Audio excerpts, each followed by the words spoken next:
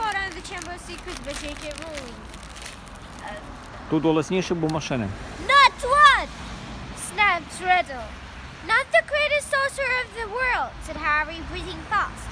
Sorry to disappoint you and all that, but the greatest wizard in the world is always Dumbledore. Everyone says so. Even when you were strong, you didn't dare to try and take over Hogwarts. Dumbledore saw through you when you were at school, and he still frightens you now.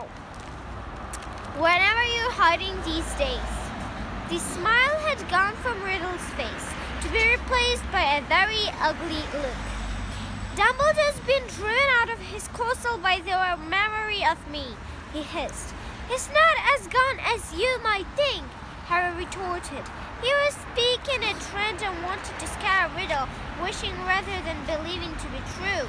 Riddle opened his mouth but froze. Music was coming from somewhere. Riddle thrilled around to stare down the empty chamber. The music was growing louder. It was eerie, spine-tingling, unhealthy. It lifted the hair on Harry's scalp and made his heart feel as though it was swelling into twice its normal size. Then, as the music reached such a pitch that Harry felt it vibrating inside of his own ribs, flames erupted to the top of the nearest pillar. A crimson bird, the size of a swan, had appeared, piping the weird music to the vaulted ceiling. It had a glittering golden tail as long as a peacock's and gleaming old golden talons, which were gripping a wretched bundle. A second later, the bird was flying straight at Harry. It dropped the rage thing and it was carried at his feet, then landed heavily on his shoulder. As it folded its great wings, Harry looked up and saw it had a long, sharp, golden blade and very black eyes. The bird stopped singing.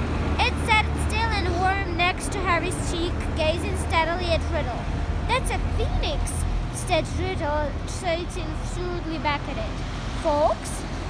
Harry breathed, and he felt the broad golden claw squeeze his shoulder gently. And that, said Riddle, knowing the raged thing that a horse were dropped. That's the old school sorting hat. So it was. Patched, frayed, and dirty, the hat lay motionless at Harry's feet.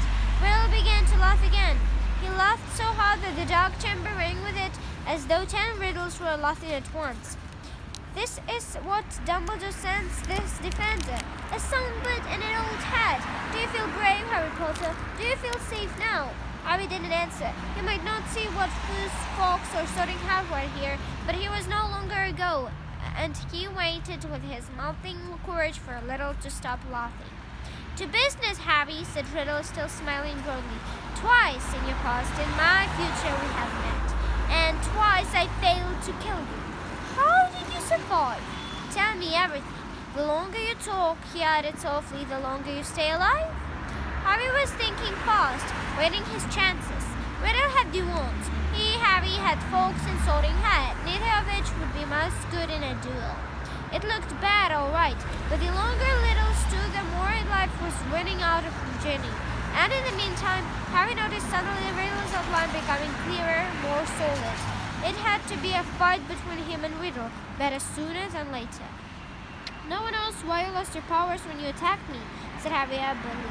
I don't know myself, but I know why you couldn't kill me, because my mother died to save me. My common muggle-born mother, he added, shaken with suppressed rage. She stopped you killing me, and I've seen the real you. I saw you last year. I thought you were whack. You barely arrived. That's where all your powers got you. You're hiding. You're ugly. You're full. Riddle's face contorted. Then he forced it into an awful smile. So, your mother died to save you. Yes, that's a powerful counter charm. I can see now. There is something special about you after all. I wondered, you see, because there's strange likeness between us, Harry Potter. Even you must have noticed.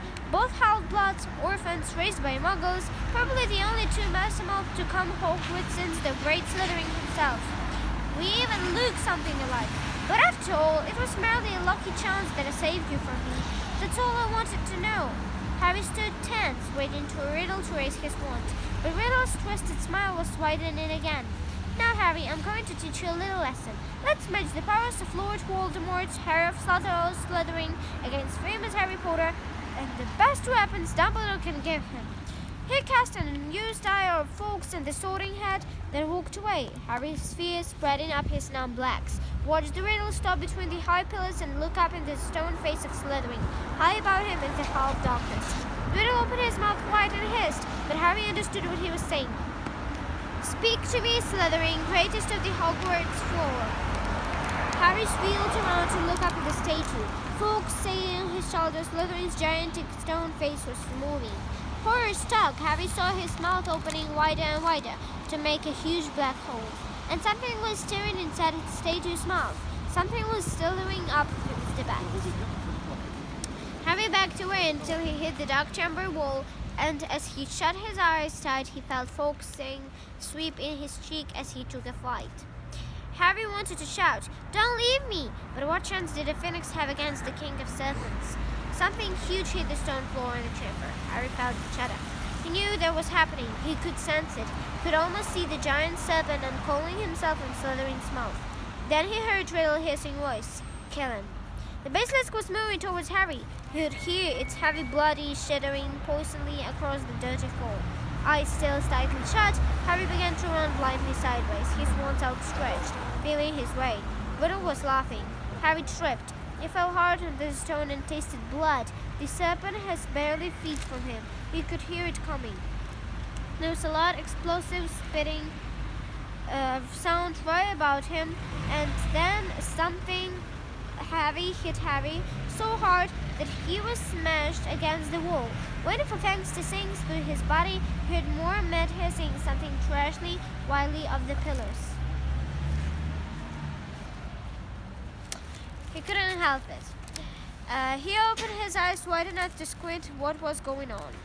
The enormous serpent, bright poisonous green, thick as an oak trunk, has raised itself high in the air, and its great blunt head was waving drunkenly between the pillars.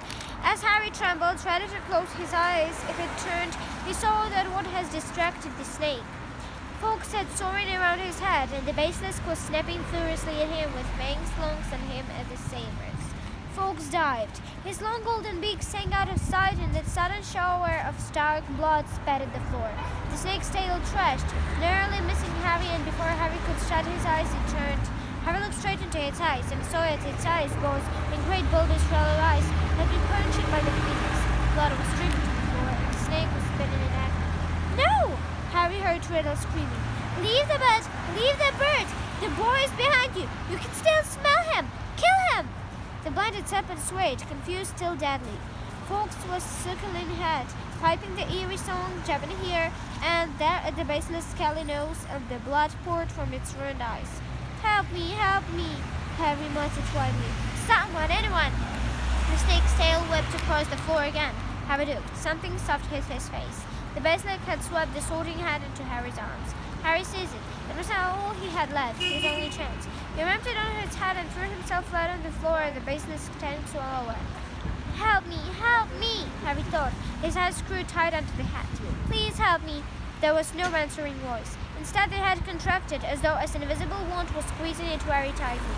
Something very hot and heavy thudded under the top of Harry's head, almost knocking it out. Stars ringing in front of his eyes, he grabbed the top of the hat to pull it off and felt something long and hard beneath it. Its gleaming silver sword had appeared inside the hat, its handle glittering with rubies the size of axe.